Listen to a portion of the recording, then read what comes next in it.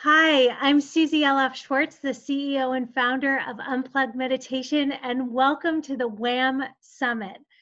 As Maria Shriver says, if people could see how flabby their brains were, they would get on it. So we are going to do that today. Now, meditation has been scientifically proven to increase focus, memory, executive decision making, and decrease stress and anxiety. And it is so simple to do because there's only three things that happen in every single meditation. Number one is we pick a place of awareness. Number two is we let it go. And number three, we start to think, our minds wander. And when we notice that happening, we just bring it back. Now I'm about to teach you a 16-second meditation that will stop stress, and it works for everyone. I do it, the military does it, my kids do it, and caregivers around the world do it. So I'm really excited to share it with you. But first, I'm going to have to stress you out so you can feel how it works. So let's just begin by closing our eyes. And trust me, I'll mind the time. And I want you to think of something that causes you stress. It could be your Wi-Fi not working. We'll go light. And when you feel that stressful feeling, just shouldn't feel very good. Okay, let's begin by breathing in through our nose to the count of 4, 2, 3, 4, and hold our breath for 4 seconds. 2, 3, 4. Audible exhale out for 4, 2, 3, 4, and hold. 2, 3, 4. One more time, breathing in through the nose for 4. Hold for 4. Audible exhale out for 4. And hold for 4. And now placing your hand on your heart to just set the intention to really hear all of these incredible speakers that we have. And when you're ready, you can open your eyes. And hopefully you were not thinking about that stressful thought because you can't breathe, count, and think at the same time. And I'm so excited to present the WAM Summit. So thank you for this time. Brought to you by the Women's Alzheimer's Movement, the WAM Summit, the latest on women's brain health, Alzheimer's prevention, and caregiving. During the next hour, you will hear from award-winning journalist and founder of the Women's Alzheimer's Movement, Maria Shriver, about the latest on women's brain health. From the director of the Office of Women's Health at the NIH, Dr. Janine Clayton, on the importance of women-based research. From world-renowned scientists and doctors about how to increase your chances of preventing Alzheimer's, and from leading caregiving advocates about how to cope effectively while caring for those living with the disease. Here is your moderator, award-winning journalist and WAM supporter, Paula Zahn.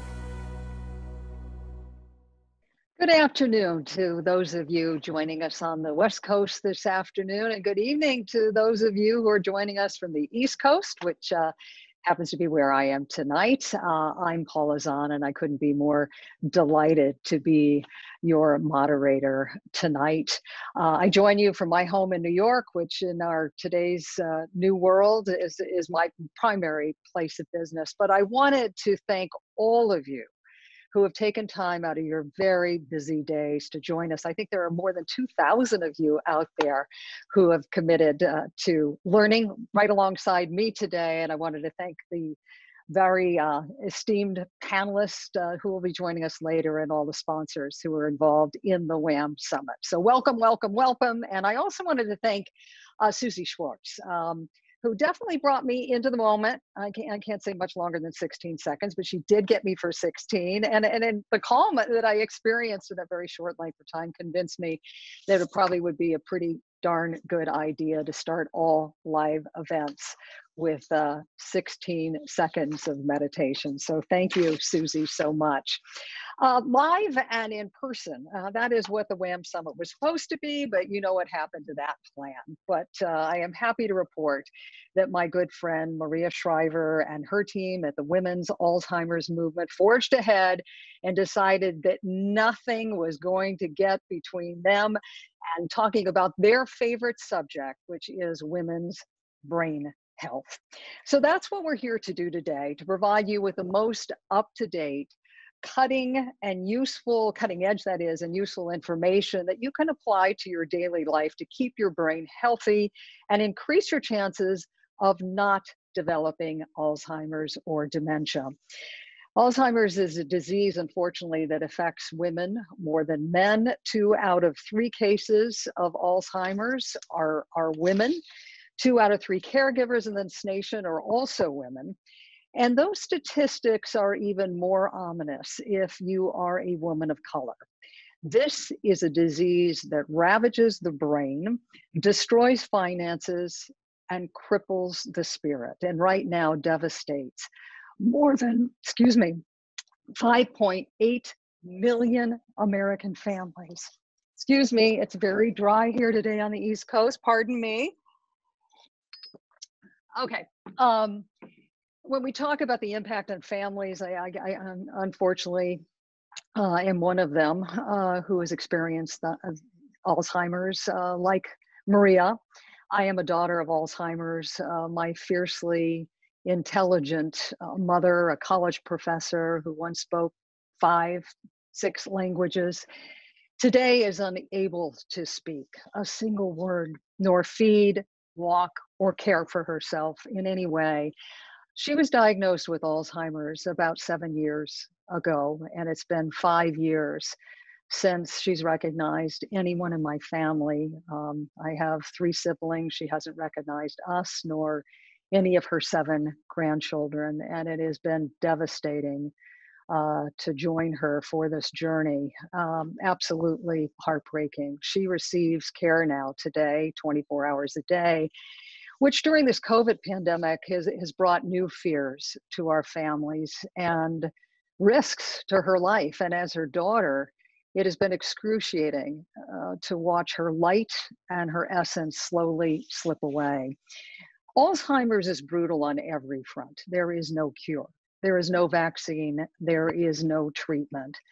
But there is some good news. And the good news is that every day we're learning that there are measures we can take, changes we can introduce to our daily lives that will, at the very least, delay the onset of the disease and maybe prevent as many as 1/3 of the cases that we're now facing today.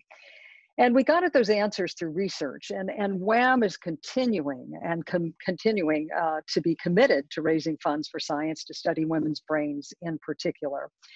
And that's important because historically, most medical research has been done solely on men or male animals. And it's incredible to think that with the exception of research into women's reproductive organs, breast and uterus medicine has tested almost every theory, drug, and therapy on men alone. Well, that is until the women's movement came along, and eventually with it, the Office of Research on Women's Health at the NIH. And today, all NIH-funded studies are required to not only include women in clinical research, but include female mice and cells in basic science research. And the woman making sure of that at all 27 institutes is Dr. Janine Clayton of the NIH. She is the director of the Office of Research on Women's Health, and we are so honored that she is joining us today to talk about why funding women-based research matters so much. Without further ado, I introduce you now to Dr. Clayton. Thank you for everything that you're doing.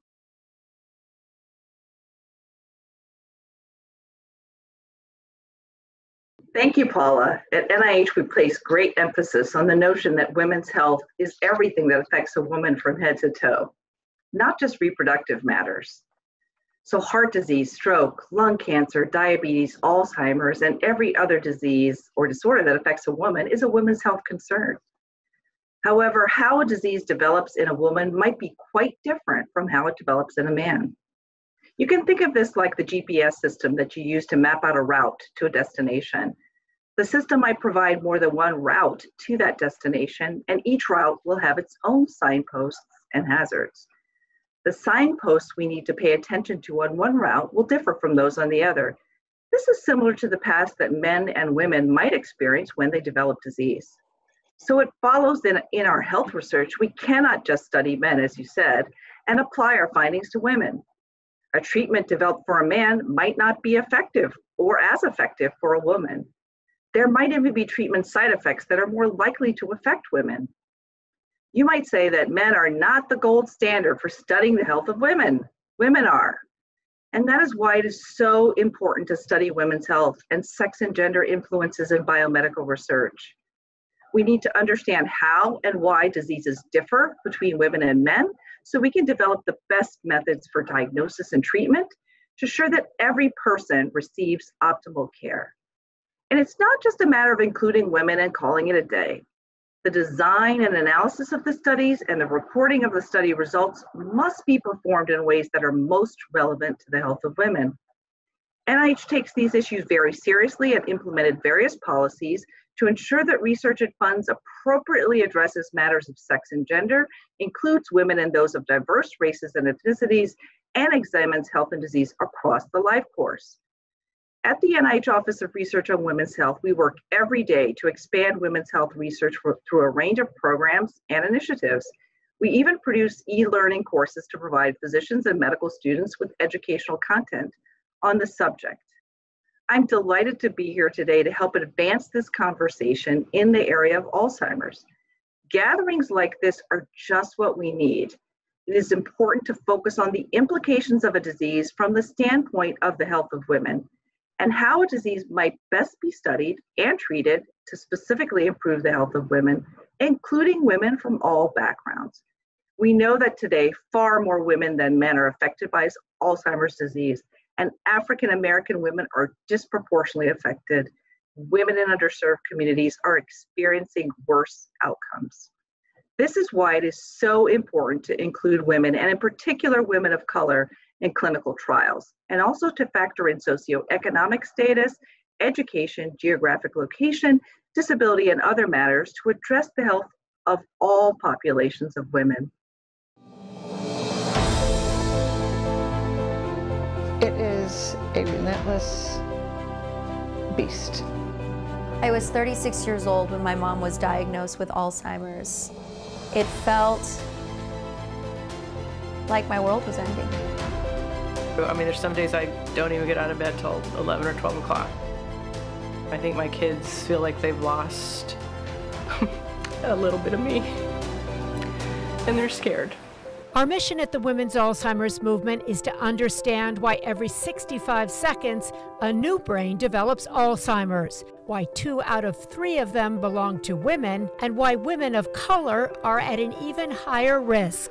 By 2050, Alzheimer's will claim the minds of 16 million Americans. We are facing a national epidemic that has put women's brains at risk, and I believe that it will be women's brains who will turn the tide. WAM exists to move the needle for women and Alzheimer's. We fund gender-based research at leading institutions. WAM has absolutely been imperative to help us press the fast-forward button on Alzheimer's research. We convene summits that gather the smartest minds to educate the general public about brain health and Alzheimer's prevention. We advocate at the highest levels for national and state Alzheimer's funding and partner with corporate and community leaders to develop policies that help families impacted by Alzheimer's. And now we're on the ground providing women-based services. In a historic first, WAM has partnered with the Lou Ruvo Center for Brain Health to open the Women's Alzheimer's Movement Prevention Center at the Cleveland Clinic.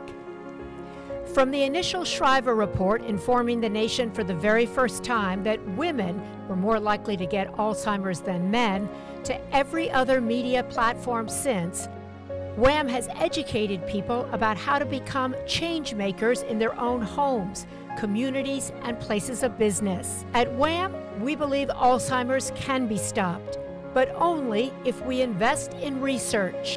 Only if we all push government and business leaders to respond more urgently and creatively to this crisis, and only if we all take charge of our physical and cognitive health and the health of our loved ones. We're going to beat this disease. We're going to protect our brains. We're going to figure out why this happens, and we're going to intervene early. That's the future of Alzheimer's disease.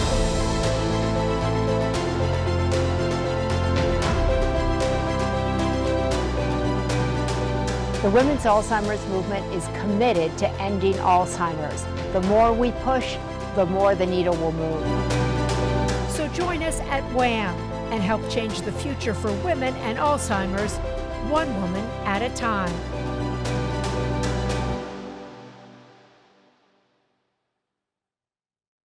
Well, as you can see from that video, WAM is not only moving the needle, it has had such a tremendous impact so far. And it is my pleasure to introduce you to a dear friend and a colleague in the television trenches, and now someone fighting alongside me to raise awareness about Alzheimer's and to fight for the research that women and all their families deserve, is Maria Shriver. Bravo. It really is impressive to see what WAM has done. And we've come a long way, baby, haven't we? We have in every way, in every respect, Paula. So thank you so much for being here today, for moderating this, for your work in this space, for sharing the story about your mother. It's such a personal disease. It impacts us in ways we can't even imagine. So I think speaking from the heart like you did is so powerful. And I think you're here, I'm here, Dr. Clayton is here, Susie Schwartz was here. I want to thank them both at the top, and everybody is here because we want to make a dent in this disease. We want to move the needle, and we want to make it different for the daughters and the sons who come after us. That's our goal. That's why we just opened this center. That's why we fund the research that we do. I'm super excited, super hopeful. The center that we just opened last— Yeah, I want to hear, tell us about it. But before you do, I wanted to reflect on one thing and see if you share my thought. I was reflecting on the decades that you and I have been pushing to get stories on the air, women's health issues, and Alzheimer's in particular, which there was always a taboo. You know, it was such a depressing subject to tackle. And we've been very honest today that there is no vaccine on the horizon. Well, they're working on it, but today there's no vaccine to cure it. It's very difficult, perhaps, to treat it, but where you are making great strides, and I know you're going to be working on this center, is the idea that we can empower ourselves, and just by making simple lifestyle changes as women, we can reduce our chances of getting Alzheimer's. And I wanted to talk to you about, I want you to talk about that in the context of this wonderful center you just opened in Las Vegas. Congratulations. Well, thank you. I'm super excited about that. I've made a lot of lifestyle changes in my own life. I've become a meditator, which if anybody told me I was a meditator 10 years ago, I would have been like, no way. I've changed my diet. I've changed how I manage stress. I changed my sleep habits. And I did that because I've been talking to researchers and scientists, and I thought to myself, why can't we do that on the ground? So many people come to me and say, where do I go? What can I do? And now we actually have a place to send people, which is a huge joy to me. The first day, this website crashed because so many people from around the world said, I want to join, I want to get help. Can you bring a center here? So I think the Women's Alzheimer's Movement, first of all, it didn't believe that women were getting this disease only because we lived longer. We said, no, something else is going on. So we started funding research. Then we said, we've got to help people on the ground, because everywhere I went, people said, tell me where to go. So that's why we did the center. I also do a tremendous amount of these pieces in my work at NBC to try to bring these lifestyle choices that we can all make to everybody's attention. I think the researchers have done such a great job, but it's hard getting the information from the researchers down to the ground. So that's why I'm so excited that so many thousands of people have joined this summit. There's a hunger for the information that maybe you and I have been privy to, but people desperately want. There's a hunger for prevention centers. There's a hunger for more research into women's brains. And that's why I'm so excited about this summit. And as I said, the thousands of people that have signed up tell me that that hunger is there in every way, shape, and form. Well, I think WAM has played a critical role in, and as I mentioned earlier, in moving the needle. And I really look forward to hearing from some of your panelists Yeah, so that you that's gathered together today to talk about this. Yes, I'm super excited that we're having the panel that I'm moderating. I know you're moderating one in just a few minutes after that on caregiving, which, as you said at the beginning, is done by 2/3 of the women in this country. The numbers are huge. So we'll talk about that in a minute. But right now, we're going to talk about prevention. We're going to talk about the latest research. We're going to talk to the new director of the center. So joining me right now on our panel, which I'm super excited about, is Dr. Lisa Mosconi.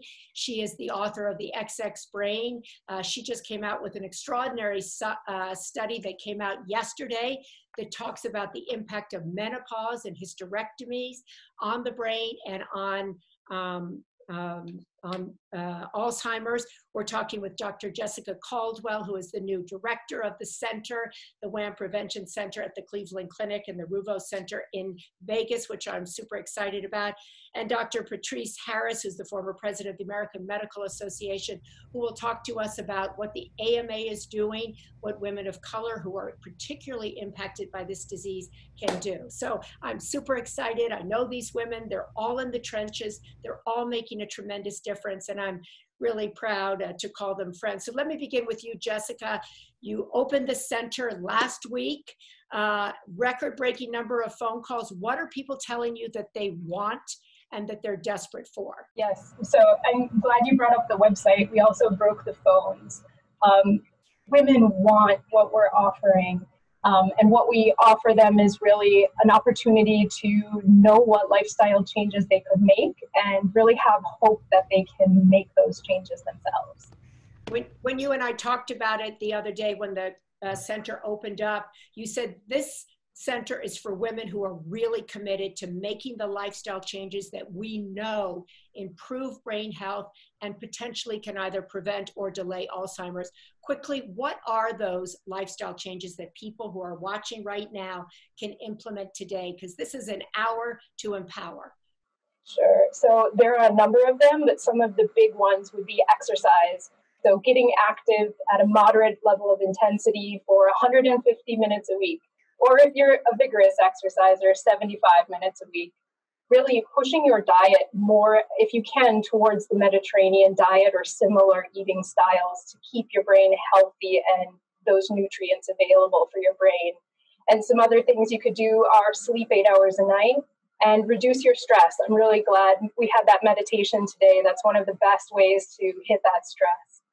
We also talk a lot about continuing to keep your brain engaged. Social isolation, we have a loneliness epidemic in this country. People they may leave work and then they don't get engaged. How important are you telling people that is? It's very, very important to stay connected. And I think it's even more true now. We certainly see a lot of folks in our traditional clinic who are really suffering because they're not seeing family members right now. And not seeing people, not socially engaging, you lose a lot more than just a friend. You really could lose reducing stress, keeping your brain active because you could be having interesting conversations. And you might also wind up having some depression as a result of that. So again, socializing is really one of those multitasking sorts of things that you can do for your brain health. One of the things that the center will also be talking to women about is pre-existing conditions. And I want to move over to our great friend, Dr. Lisa Mosconi, best-selling book. I wrote the foreword to The XX Brain. And Lisa is a dear friend of mine and of WAM's. And she just published a study that came out, I think it's today or last night, that's groundbreaking that WAM helped fund along with Curals and the NIH, of course. And this is causing a huge uproar in the health community. Lisa, you are finding that menopause and hysterectomies make women susceptible or really vulnerable to Alzheimer's. Tell us top of line what you want women to know who might be perimenopausal, who may have had a hysterectomy, or who are contemplating one. Yes, happily. It is a delicate topic. So I would like all women to know that the higher prevalence of Alzheimer's disease in women is not just that we live longer. For a long time, the general mindset was just women live longer than men, and that was it. It was really not a question worth looking into. And the paper that we just published today, like you said, 2 hours ago, it came out, shows for the first time that women develop Alzheimer's-related brain changes at a younger age than men do. So it's not just that we live longer than men, we tend to develop Alzheimer's disease in our brains at an earlier age than men, and specifically during the transition to menopause. What we also showed is that if a woman receives a hysterectomy, or even more so an oophorectomy, which is the surgical removal of the uterus and or the ovaries, then her risk of Alzheimer's disease is higher. Whereas in our data set, taking hormonal replacement therapy seems to mitigate the risk to some extent. So many women who may have had a hysterectomy are probably sitting there pulling their hair out right now saying, nobody told me that. And another group of women who might be perimenopausal in their 40s or 50s are probably pulling their hair out and saying, nobody told me that going into menopause or being in menopause makes me more vulnerable to Alzheimer's, which is why it's so important to have research. But what should those women know right now? What should they turn around and talk to their doctors about tomorrow? They should really let their doctors know. Something that I was very surprised to learn is that OBGYNs and women's health doctors and menopause specialists do not know about this connection with Alzheimer's disease. So we have been working with our women's health department and our OBGYN department to really foster a conversation where we explain to them what causes this risk and what kind of risk we're talking about, so that then they can better counsel their patients and even perhaps look at HRT, hormonal replacement therapy, as a possible way to mitigate these brain changes that's related to Alzheimer's. And we need a ton more research to really provide counseling. You just brought up a very hot button topic. Yes. You said most doctors, when you go, and often when I go, they go, we don't know, we haven't done research. But what's your best advice to women who are considering hormone replacement? I get in debates about this all the time when I tell women that the research shows that estrogen or HRT can be a neuroprotector, and it's like a shock. They're like, wait, I've never heard that before. It really depends on a number of factors. Age, whether or not you are in menopause already, whether or not you had a hysterectomy and or oophorectomy. I believe everybody almost agrees that if you do have a hysterectomy and or oophorectomy, then you do want to take hormones as soon as you can, right after surgery, and keep taking hormones until the natural age of menopause. And this is one of the current recommendations of the Menopause Society. So I feel comfortable sharing this. For women who do not have a hysterectomy and go through menopause at a later age, it depends on a whole number of factors, including medical history, family history, whether or not you're a smoker, whether or not you're eligible for hormonal therapy, what kind of therapy is your doctor recommended? Is it transdermal? Is it oral? Is it the patch? Is it the pill? What is it? There are so many different variables that I think the smartest thing any woman can do is to really, really, like you were saying before, push your doctor to look into these questions and to do the research, because it's very likely that your doctor might not know the answer. And they need to have the time to actually look into that and then come up with a solution. Just want to remind people that Lisa's new book goes through a lot of this. It's called The X Brain. I want to move to Dr. Harris, because Dr. Harris, we were just talking about women pushing their doctors. Let me kind of turn that around and talk about, isn't it the responsibility of doctors to educate their patients about their increased risk, and particularly for women of color? Every woman of color that I've got a conversation going with has said, no one ever talks to me about my increased risk of Alzheimer's. Well, Maria, first of all, thank you for the opportunity to be on with you and really talk about this regarding African-American women. But I want to first respond to your question. Absolutely. There is no more important and critical relationship as the relationship between the patient and the physician. And so we do have on both sides the obligation to come together and talk about and listen to our patients. And so absolutely, we encourage, as you just did, women to come armed with information and ask questions, and certainly obligation for physicians to listen to the women and their concerns and develop a treatment plan going forward based on that. And then regards African American women, first of all, thank you for highlighting this important topic now, because so often, Maria, conversations regarding people of color come later, afterthought or reactive and not proactive. And so by including me tonight and asking me to talk about this topic, we can begin to have these proactive conversations. Because as you know, the space is very crowded when it comes to African American women. We are dying in greater numbers regarding maternal mortality around childbirth, heart disease, cancer. So it's a crowded space, and it's a lot for everyone to take in. But I appreciate your comment, because we do need to invert the burden. The burden should not be on patients, because, you know, we talked about choices and exercise and eating well, but not everyone has the full range of choices available to them. Yeah. And so we want to make sure we elevate that as well.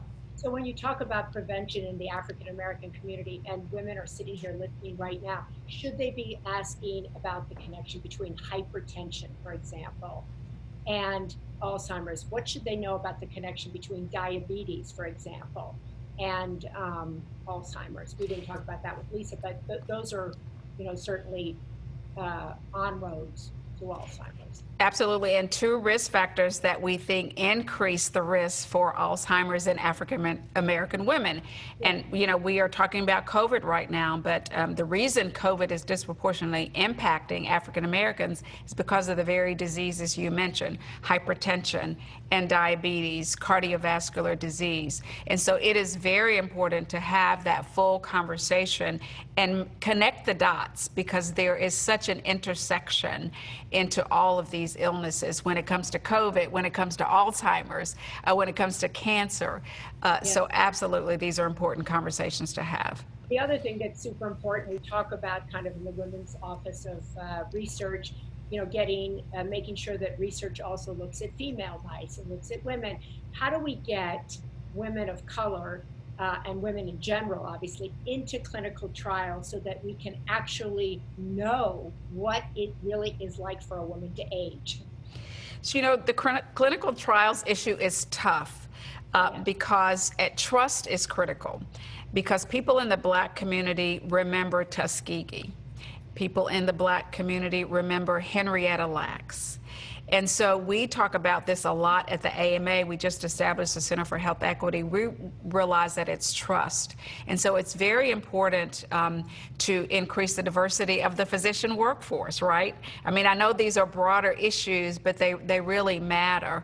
But in the short term, researchers need to go into a community, establish some level of trust, ask the community what they need to do. What would it take for you to be comfortable participating in this clinical trial? So it really is about engaging the community, having researchers that look like the community. We know research has shown that Black men are more likely to take advice from African American physicians. And so that's a piece of the puzzle as well. So it's trust. Yes. Jessica, that's a really good point, to make sure that the women that the center is reaching out to, is seeing, are diverse in nature, to make sure that physicians, as Dr. Harris was saying, look like them. Are you seeing that? Absolutely. That's one of the goals of this center, is to really make sure that we're reaching everyone who needs this type of a service. And one of the things that I think will help us is that through our research study, the COBRI study, we've actually, not myself, but they've had a community action advisory board where we've really done some outreach into different communities, the Black community, the Hispanic community, and here we have a really high Filipino population. So trying to make those connections and really understand what we can do and also what folks want, because I think that's a big piece of things too. If we're not offering a service that's wanted, then we need to do some changing on our end. I think people want, what I hear, people want a vaccine. They want a magic bullet. They want to get rid of Alzheimer's altogether. Lisa, you're doing a huge, big trial. You're doing a lot of research. Are you finding that you're able to reach women of color? And what is the primary question that women come to you asking for? So I'm really happy to report that, really thanks to you and to that segment that we did together on the Today Show with one of our patients, Stacy. You remember Stacy? She's an incredibly smart, just thoughtful African-American woman. And after that, people had just been reaching out to us.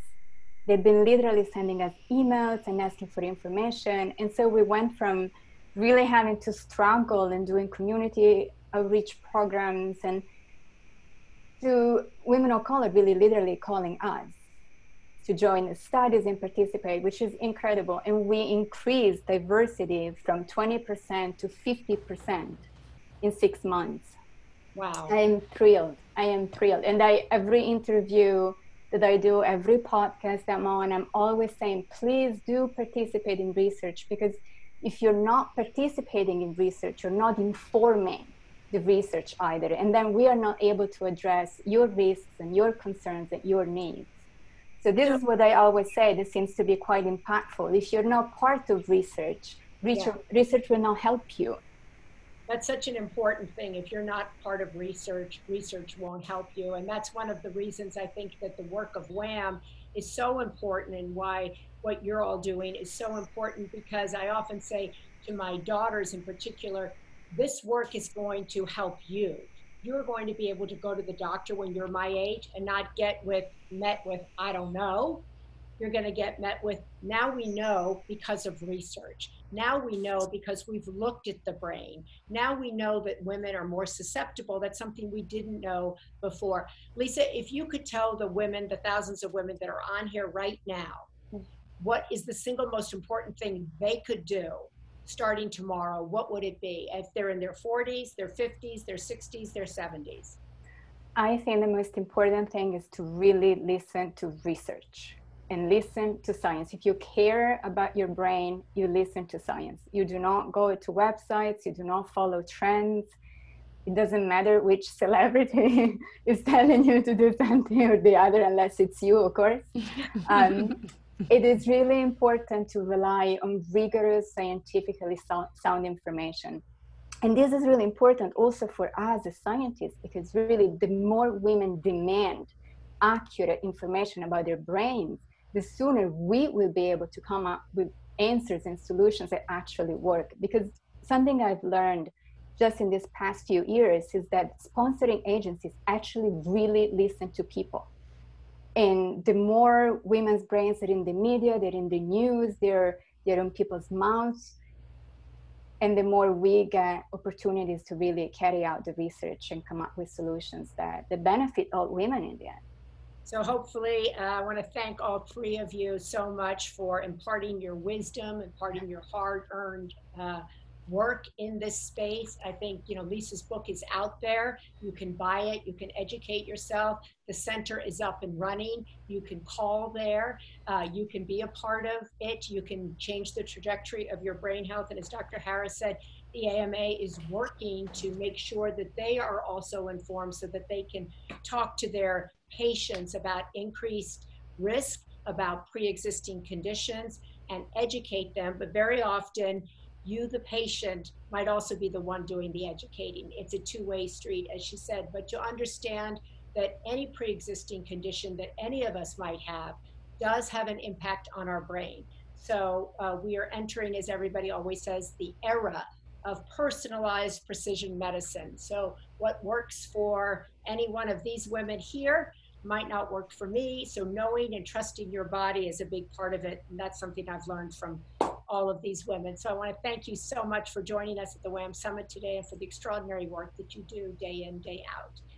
And now I want to introduce a woman that I really admire. She's a woman that is living with Alzheimer's, and she's actively out in her community educating people about what Alzheimer's is and isn't. I think one of the things we have come to realize in this movement is it's really important to showcase people with Alzheimer's who are out there living, thriving, working, being in community, because that kind of shakes the stigma.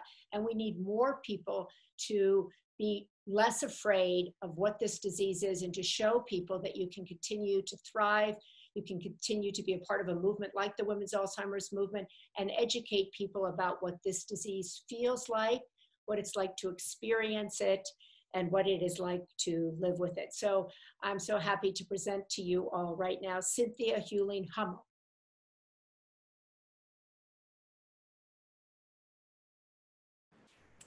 Thank you, Maria Shriver and WAM, for inviting me to be part of this important summit. And thank you to Paula and all the incredible experts for giving their time to be part of this educational event today. I'm Cynthia Huling-Hummel, and I'm living with early stage Alzheimer's disease.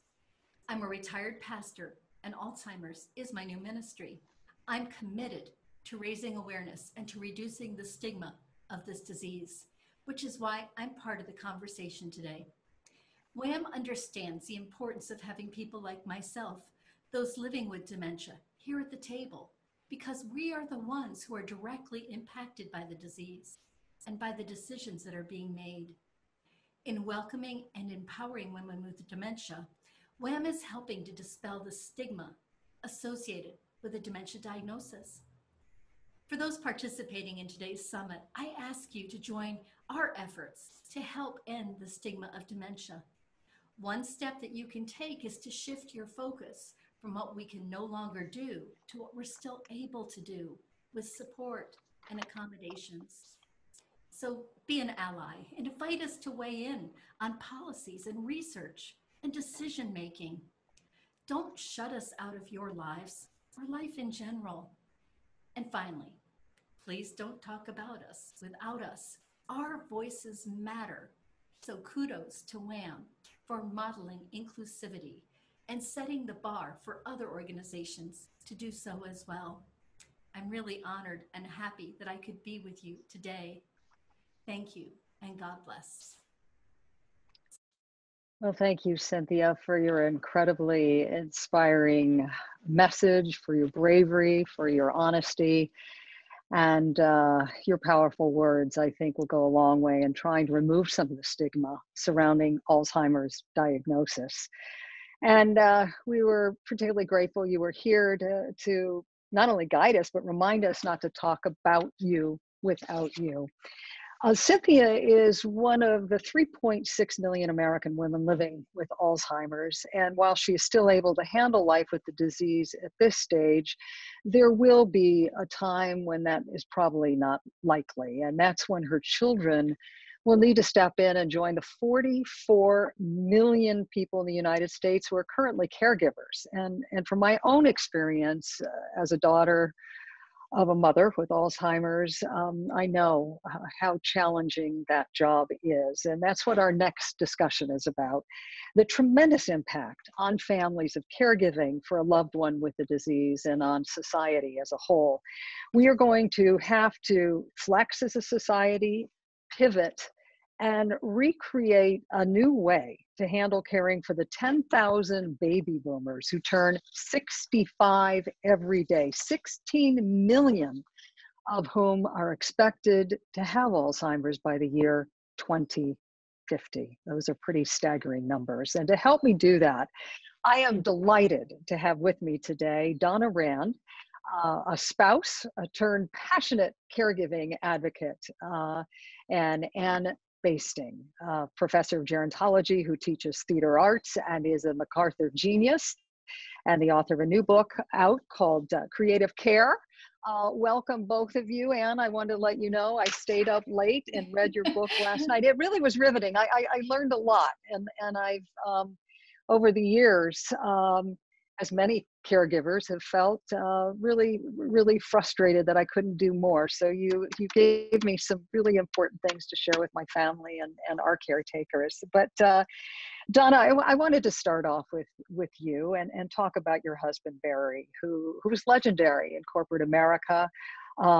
Really one of the first African Americans to crack the Fortune 500 culture, and he ended his career as the CEO of the AARP, rather ironic or bittersweet, given he was diagnosed with Alzheimer's while still vibrant. And so what I was curious about at that stage of your life as a couple, you had a lot of dreams. And I'm wondering for you, what has been the most challenging part of the journey with your husband? Well, caregiving kind of sneaks up on you. At one moment in your life, everything is fine and you're doing well and you're looking forward to a wonderful future. And then all of a sudden you start noticing small differences in your husband, the way he speaks or things that he does. And then sooner or later you come to recognize that he's ill. And then all of a sudden you're in the role of a caregiver, which is a role that you've never particularly anticipated for yourself. And so it's rather stunning, particularly since we considered ourselves very young at heart at the time that it hit us. And that was a very difficult transition. And since he suppressed his symptoms for so long, it seemed to come on awfully sudden in our case. And that's what we experienced in my family. My mother was so clever that she found ways. I think she was aware that she was losing her memory and would find ways to hide the fact that she had lost things or forgotten what floor to get on the elevator. I imagine the change in your husband's schedule, which, as I understand, he became more erratic over time, had to be very difficult for you. How did you deal with that? Well, at first I was in as much denial as he was, making excuses for the fact that he was slightly aging, although vibrant, and that he was running from meeting to board meeting to airplane to train and transitioning here and there. So I made excuses for him as long as I possibly could until I no longer could deny it. And then went about the difficult task of making sure that he got diagnosed, which I assure you was a big battle. Well, we pray will get easier in the years to come, because that's up until recently a very difficult diagnosis that could only be done at autopsy, and that is changing. But come back to your own exhaustion and the conflicting feelings that often come your way when you passionately love someone and you're watching them change before your eyes. The person you're in love with is a different person than the person you grew up with or the person you married and fell in love with. Absolutely. Caregiving is an exhausting process of 24/7 care for someone who can't necessarily participate in or even cooperate with their care. And you find yourself caring for a full-grown adult who may still feel some autonomy even though they shouldn't anymore, and it's your job to take care of them. But the hardest part of the process, I think, is the emotional roller coaster that you go through. You have all the love, all the commitment, all the dedication, and are committed to taking care of your loved one, in my case, your husband. But as exhaustion sets in, you are as easily susceptible to anxiety and frustration and irritation and all kinds of things that are negative, which then takes you to what I think is the worst emotion, which is guilt. And so then you go to bed at night and you go to sleep and you say, when I wake up in the morning, I'm going to be fresh and new and I'm going to start this whole process over again. And then you find yourself in the same cycle of emotional turmoil. And that is not good or healthy for a caregiver's psyche. How close have you come to being just at that tipping point where you're so exhausted, you fear for your own health? Very often, particularly the longer we went through the process, and I realized that it was an unrelenting responsibility, although a labor of love.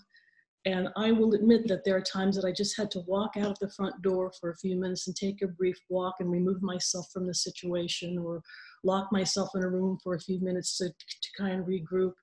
And you know that there is no walking away from it, so you do have to find a way to re-spirit yourself. And I'd love for Anne to weigh in on that, because Anne, you have traveled all over the country. You've interviewed caretakers in home settings, and in residential homes as well as nursing care facilities. What can we do as a society to give caregivers more support and make them feel more valued for all the sacrifices they're making? Well, I want to go back to Cynthia's words, which I think are key and wise words to listen to, which is this disease experience for Alzheimer's is one that continues isolation, and it actually feeds on itself because of the stigma. And because a sense that societally we kind of put a shroud of shame of needing help, or family members who don't know how to connect or aren't sure, or are in that cycle of guilt and fear of loss, and are unsure of how to be supportive and helpful. And I think that the best thing we can do is sort of train ourselves to not stop at the recognition of the losses. Our healthcare system is really, really good at identifying the losses, and emotionally, as a caregiver, you're living with the recognition of those losses. But the other thing that we can do is really build off of what Cynthia said, is what people are still able to do, and identify those strengths and figure out how to build on those strengths and have those feed relationships. We caregivers can't do this alone. There is no way. And so part of the cultural message that I try to bring about is really, let's all be part of this support network. Let's be part of dementia-friendly communities and educate ourselves as much as possible, so that if a caregiver is out and needs help, that they don't feel that they're totally alone in something, that there are positive ways that people learn that they can be supportive and help caregivers on their journey as well. What strikes me about what you're saying, Anne, is what some people might not know if they haven't had the opportunity to read your book, is that your mother has Alzheimer's. And there's a passage in the book that really struck me that I think a lot of people could relate to. You were having a simple gathering family, and you're with your family, you're in the kitchen, and suddenly she seemed confused about where to put a bowl that she'd probably been using with you since you were yay high. So you too are dealing with the challenges of caretaking, yet you've been studying this forever and have skills that many of us don't inherently have. Share a little bit of that part of the journey with us. Sure, it really put it to the test after 25 years of infusing the philosophy of improvisation into care relationships and care systems, and really coaching people through improvisation of yes and to the moment, and responding creatively and generatively. I suddenly found myself facing my mother's own diagnosis, and really coming to a moment when I have to say, can I do what I've been counseling and suggesting and modeling for so many hundreds and hundreds of other caregivers in the last 25 years to do? And in that moment, when she held up our beloved family salad bowl with the squirrel on the inside, the grandma's bowl, she didn't know where it went. I stopped and I said, where would you like to put it?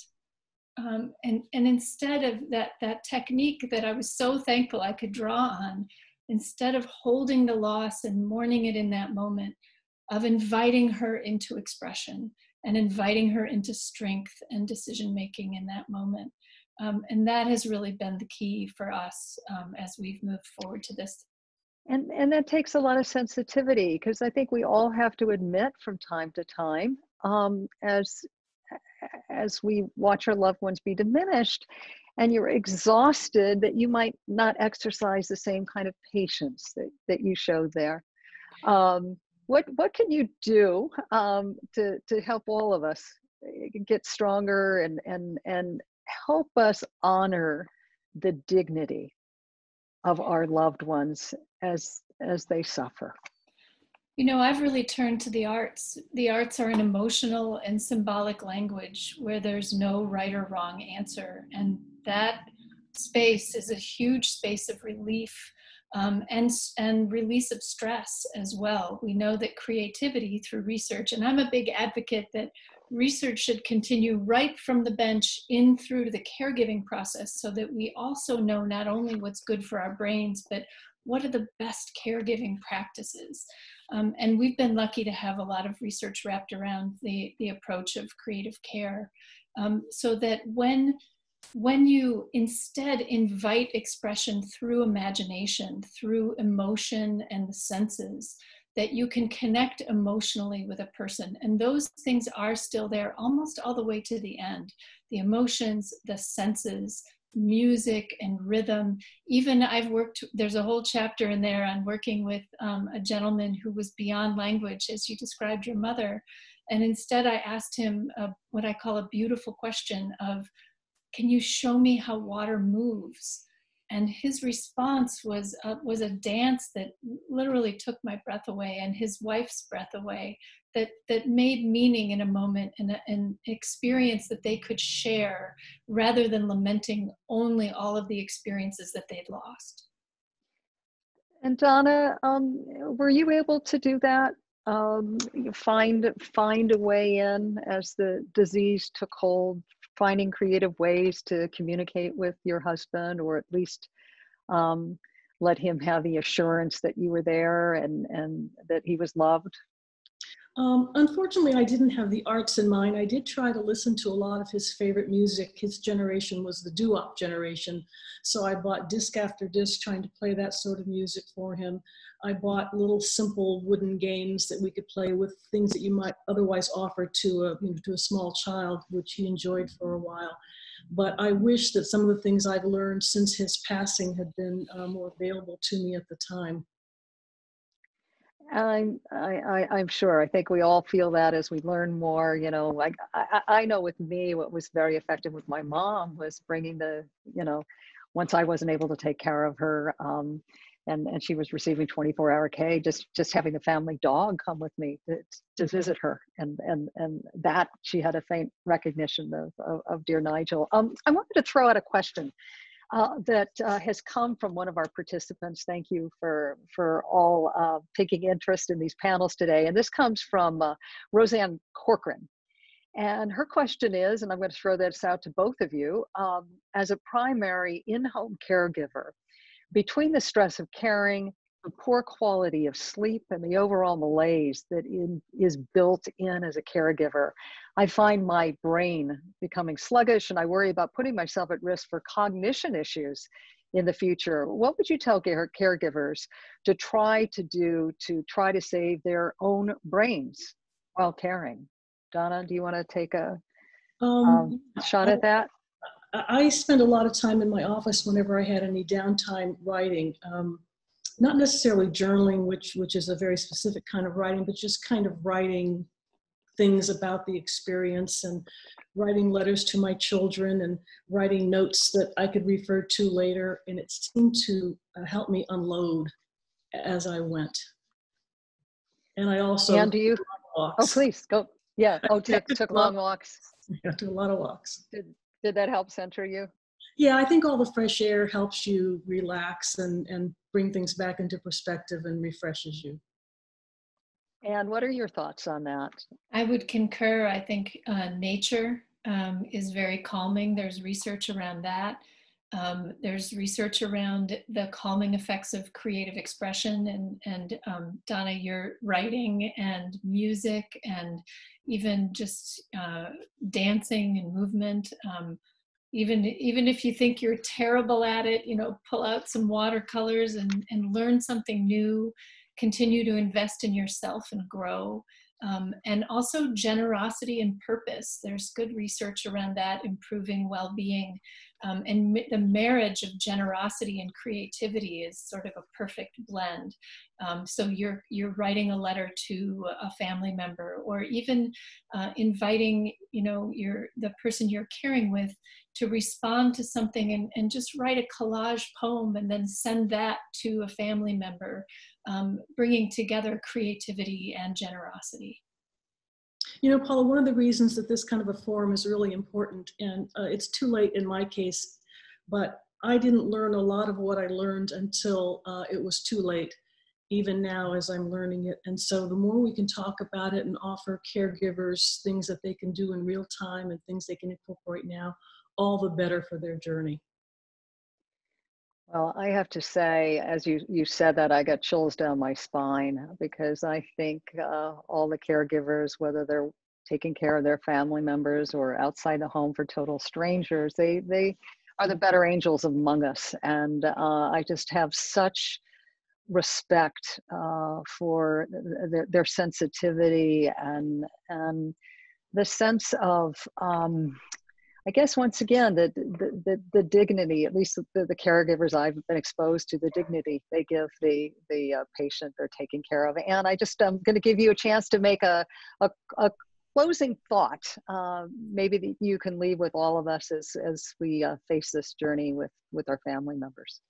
I would just say share your experience. The more you can do that, you're being generous to the next generation that's going to come through this. Because the more we talk about it, the more we create a society that accepts and supports each other through this experience.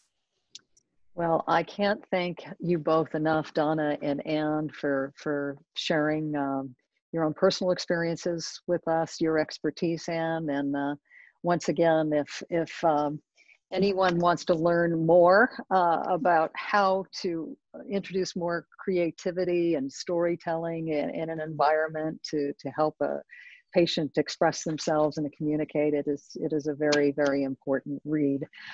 Thank you again. And I wanted to check in with Maria. And Maria, I'm sure a lot of things hit home as you were listening to Anne and Donna, as they did with me. And Donna obviously has been extremely courageous, and to admit that maybe what we all have to admit is that we wish we had known certain things at the time when we were taking care of parents. And through a forum like this, it is important that we communicate with each other and honestly share some of our own misgivings and I don't know how you felt with your dad, Maria, but I never felt like I could do enough for my mom. And you know, I tried hundreds of ways to get in. I'm still trying to work for my parents' approval. So yeah. Yeah, so I totally get that. I loved the story that Anne had about the man, you know, describing the water. I had an incredible experience with my father when I was sitting in the backyard, and he kept saying to me, "Don't you hear the water?" And I kept saying to him, "No, that's the traffic, Daddy." And he said, "No, that's water." I said, "No, that's traffic." And then I said, "Wait a minute, I hear the water too." He goes, "Isn't it beautiful?" And we both just stopped and sunk into whatever his experience was. And it changed our relationship. It changed the experience we were having. I wasn't fighting with him to tell him what was really going on. I just, you know, landed with what he felt was going on. And I think what both Donna and Anne said is the importance of summits like this, the importance of gatherings like this, the importance of sharing this information, the importance of people like Cynthia stepping forward and saying, "Don't talk about us, include us." I think all of these things, we are the generation that this disease is going to impact the most. And we're the generation that's got to do something about it so it doesn't cripple our children as they come into their full lives, right? This is right, emotionally and financially. Yeah. I wanted to pick up on another point that came out of your panel discussion. And that is the idea that we are bombarded every day with so much conflicting information as women. And I've done deep dive into this material like you have too as well. And I think what we learn is how incumbent upon us as women to become our own fierce advocates when it comes to what you were talking about, perimenopause and menopause, and the decisions we have to make about hysterectomies and not being informed ahead of time. Yeah. That these surgeries might compromise our brain health. We have to assume responsibility at the same time that your research dollars are at work trying to answer some of these critical questions that remain unanswered. Well, that's why the Women's Alzheimer's movement started, because I was so enraged by everywhere I went, I said, I think there are more and more women who are being diagnosed. And every researcher said to me, no, it's just because women live longer. And I'm like, no, that's not what I'm seeing on the ground. And they're like, yeah, you're wrong. We're right. We're the experts. And so we went and did the Shriver report, which actually reported to the nation for the very first time that no, this was a disease that disproportionately impacted women. And so WAM was born to try to answer why that is. It was born to fund the research. It was born to tell this story and to keep pushing this story. That's why the website is there. We produce things like this, which are 10 things every woman can do to take care of her brain. This is collateral. Everything on the WAM website is information that you can take to your doctor, information you can use, news that is impactful. The research we're doing hopefully changes the trajectory, like you just saw the research that Lisa talked about. That came from WAM and Curals and NIH coming together, funding this research, which changes lives. The center will change lives. And it wasn't getting done. So I think you have to get mad as hell about something and say, you know what?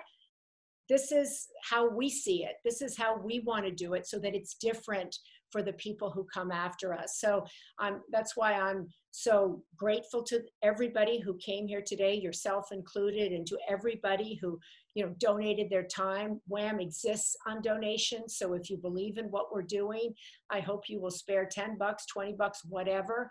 I want to just shout out a big thanks to Kensington Senior Living that sponsored this summit, along with the microbiome labs. These things cost money, right, to put them on, to hire the tech people. Everybody else donates their time, but people have to sponsor these things. You saw those Move for Minds video. We've had a long-term partnership with Equinox because I wanted to go into gyms where people were thinking about their triceps and their biceps, and I wanted them to start thinking about their brainceps, And so I wanted to go into gyms. I wanted to go into caregiving places and talk about their brain health caregivers, to give them outlets, to talk about the gut, to talk about all these lifestyle choices that we can do today. And I'm trying to reach young people so that they can educate their parents if their parents might not be online. So this is a very aggressive mission. People's brains, their minds, they're my mission. My kids tell me, be quiet, mommy, give us a break. I'm like, I'm in a hurry. I'm in my 60s. I'm looking for a cure. I'm looking for help. And I'm looking so that my kids don't have to spend, 10, 15, 20 years and their lifetime taking care of me, right? I want to live forward. I want to live with my brain and my body intact. And I want to show the world that we can do this. We can change the trajectory of this disease because we're relentless about it. Well, it sounds like you're following your own advice by looking at the 10 questions and those on the sheet, because you said you're eating better, you're meditating, you're controlling your stress better. I'm not eating great. My kids always say, why don't you do what you tell everybody else to do? So I try, not every day. Sugar thing, which I think a lot of people do. Sugar is really bad for your brain. I know that. And so I do my best. I wish I had known all of these things at a much younger age. So that's why I'm so adamant to get this information out. I think, as Donna and Ann said, the more we get this information out to the streets, so to speak, the more people will be educated when they go into the doctor's office. People said to me, oh, I don't know what to ask my doctor. So we did this. I have nowhere to go. So we did that. We don't have any information. We fund the research. And we keep pushing this story to catch up to where women are and to the questions that they're asking of their doctors and of researchers. And I think with this whole COVID thing, Paula, we've learned how important research is. We learned how important it is to invest in research, because that allows us to close the data, and it allows us to close the research gap and the knowledge gap. And that helps you when you go to the doctor, because they will give you information. Yeah, I thought that was a really good point one of your panelists made about believe in science. And in the WAM video, the experts saying we will beat this, but it's only going to come with research. So I want to wish you tremendous luck as you continue to forge ahead with WAM. And I have so much respect for the countless hours you've devoted to this cause. It's really made a difference in so many lives. So bravo, sister. Well, thank you. I just want to say, really thank you for being here. Thank you for the work you've done or doing. It takes, as you well know, a village, right? Look at this. It takes the thousands of people who sign up. It takes all of these doctors and meditators and researchers and caregiving experts to come and say, I'll give my time. And to all the people at WAM who worked so hard on this summit, making sure it was scientifically sound and it was interesting. So I hope people have been interested. They feel it was a good use of their hour and they leave this empowered. And so I want to thank again, Kensington Senior Living, Microbiome Labs, all the people who supported our work, and to you, my dear friend. I'll see you in the trenches. Oh, great. Do you mind if I close with one of your quotes? Yeah, great. I won't be upstaging you because it's your quote. Oh yeah, you have said, working together, we can change the future for women and Alzheimer's, one woman and one brain at a time. Thank you all for joining us. There's everybody. Good luck with the Picture of fight. everybody that joined. Thank you all. Really appreciated your input, Anna, participation. Everybody I see in the gallery view. I hope there they all are. Hi, everybody. Thank you, everybody. Dr. Clayton, I don't know, Dr. Clayton got her internet got blown out by a thunderstorm. So, oh, there she is. She's back. Sorry about that. Thank you. We'll do another one and we'll be back and you'll be back with it without a thunderstorm. Yeah, I was going to say, I've heard a lot of excuses in life. The dog ate my homework. The thunder is the first time I ever heard of the thunder destroying the livestock. We so look forward to hearing you share the rest of your expertise with us down the road, Dr. Clayton. And Maria, thanks again, and good luck to WAM for all the fabulous work you're doing. Thank you to everybody who came and watched and listened, and I hope learned.